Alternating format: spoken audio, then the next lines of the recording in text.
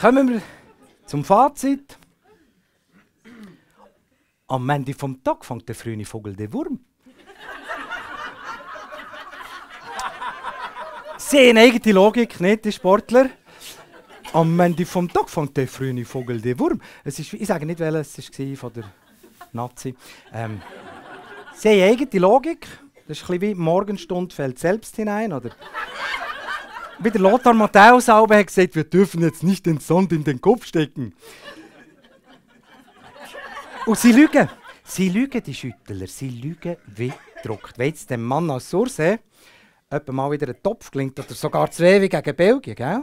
Dann verreckt er doch schier vor Freude, dass jetzt das Goal ausgerechnet ihm gelungen ist. Aber hinterher sagt er dann arschcool in die Kamera, ich bin froh, dass ich der Mannschaft dann helfen konnte.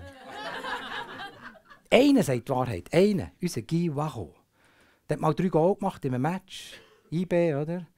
Nachher sagt er hinterher, ja, tout d'abord, je suis content pour moi, et puis pour l'équipe, et puis pour le club. Also einfach mal hat er Freude gehabt für sich selber und ja, dann für das Team und der Club, solange die den Lohn zahlen, Ende des Monats.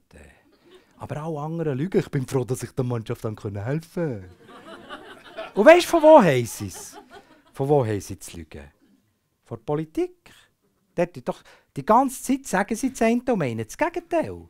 Frau Amherd, als sie Anfangsjahr hat das Militärdepartement übernommen vom Herrn Barmelin. Jetzt hat er einen grossen Schlüssel bekommen, gell? Hat die Kamera gesagt, es gibt viele spannende Aufgaben im VBS und ich freue mich, zusammen mit meinen Mitarbeitenden die Arbeit aufzunehmen.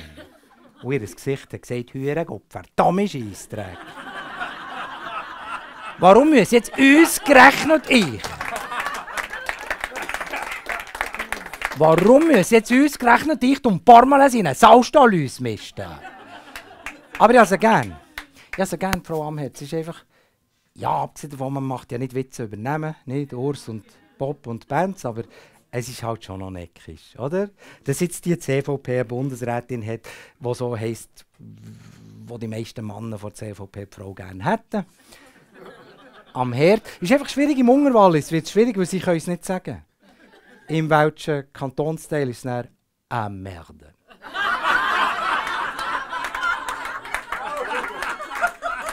Und meine Favoritin, punkto Logik, meine Favoritin ist Phoebe Stenz.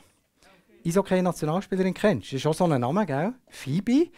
Also für Stenz können die Eltern ja nichts, aber für Phoebe, oder? Also früher hat man sie Annegret getauft oder Ursula oder Yvonne. Phoebe Stenz hat mal, als die Schweizerinnen im Hockey 1:3 gegen Kanada verloren haben, hat sie gesagt, wenn wir die 3 Goal nicht bekommen, gewinnen wir 1:0. Stimmt. Logo. Wenn die Amerikaner nicht in der Normandie landen, dann gönnt der Hitler den Weltkrieg.